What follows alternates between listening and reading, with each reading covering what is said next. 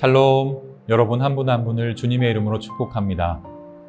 하나님을 진심으로 사랑하는 성도는 주 야로 말씀을 묵상합니다. 그렇게 하루를 시작하고 한 주를 시작하면서 오늘까지 오셨습니다. 오늘도 살아계신 하나님의 말씀으로 살아내시기를 바랍니다. 그리고 주신 은혜를 누리며 하루를 보내시기를 바랍니다. 성도에게 있어서 진정한 축복은 축복된 환경을 넘어 하나님의 말씀 자체가 축복이라는 것을 잊지 맙시다. 그러면 다 함께 오늘 주시는 하나님의 말씀을 보도록 하겠습니다. 오늘의 말씀은 읽고 가르쳐야 할 주의 말씀, 신명기 31장 9절에서 18절까지입니다. 모세가 이 율법을 기록하여 주님의 언약궤를 매는 레위 자손 제사장들과 이스라엘의 모든 장로에게 주었다. 모세가 그들에게 명령하였다. 7해가 끝날 때마다 곧 빚을 면제해 주는 해의 초막절에 온 이스라엘이 주 당신들의 하나님을 뵈려고 그분이 택하신 곳으로 나오면 당신들은 이 율법을 온 이스라엘 백성 앞에서 읽어서 그들의 귀에 들려주십시오. 당신들은 이 백성의 남녀와 어린아이만이 아니라 성 안에서 당신들이 같이 사는 외국 사람도 불러 모아서 그들이 율법을 듣고 배워서 주 당신들의 하나님을 경외하며 이 율법의 모든 말씀을 지키도록 하십시오. 당신들이 요단강을 건너가서 차지하는 땅에 살게 될 때에 이 율법을 알지 못하는 당신들의 자손도 듣고 배워서 주 당신들의 하나님을 경외하게 하십시오.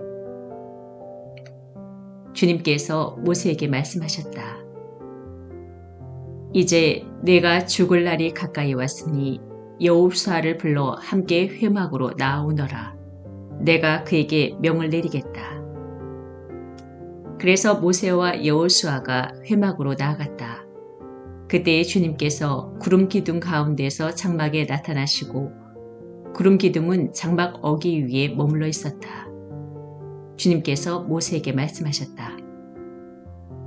너는 내 조상과 함께 잠들 것이다.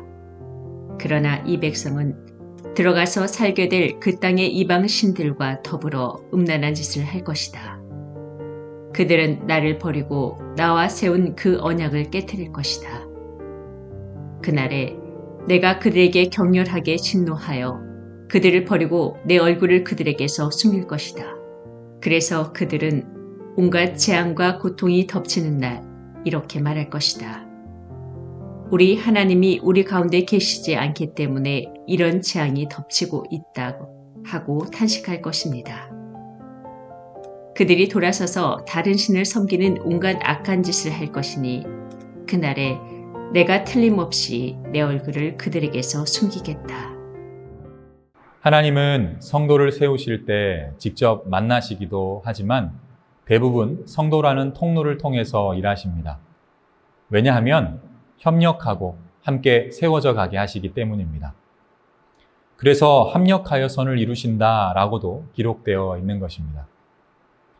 본문 14절 말씀을 함께 보도록 하겠습니다. 주님께서 모세에게 말씀하셨다. 이제 네가 죽을 날이 가까이 왔으니 여호수아를 불러 함께 회막으로 나아오너라. 내가 그에게 명을 내리겠다. 그래서 모세와 여호수아가 회막으로 나아갔다. 여호수아도 마찬가지였습니다. 하나님께서는 여호수아를 직접 만나 말씀하신 것이 아니라 모세를 통해 말씀하셨습니다. 그리고 그렇게 하셔도 아무 문제 없지만 함께 협력하고 동력하라는 뜻에서 하나님은 항상 사람을 통해 일하셨습니다. 모세를 이어 세워진 여호수아의 이야기가 기록된 여호수아서는 크게는 하나님의 일하심을 기록하였고 다음으로는 자신에게 통로 역할을 해준 모세의 이야기들로 가득 채워져 있습니다. 신명기 안에서 모세의 삶을 들여다보면 항상 그의 곁에는 여호수아가 있었습니다. 하지만 그의 삶은 결코 드러나지 않았습니다. 그럼에도 그의 삶은 너무나도 중요했습니다. 전쟁을 할 때도 없어서는 안 됐고 하나님의 말씀을 이행하는 것에도 결코 없어서는 안 되는 사람이었습니다. 그러나 그는 결코 드러나기를 원하거나 나타나고 싶어 하지 않았다는 것입니다. 왜 그랬을까요?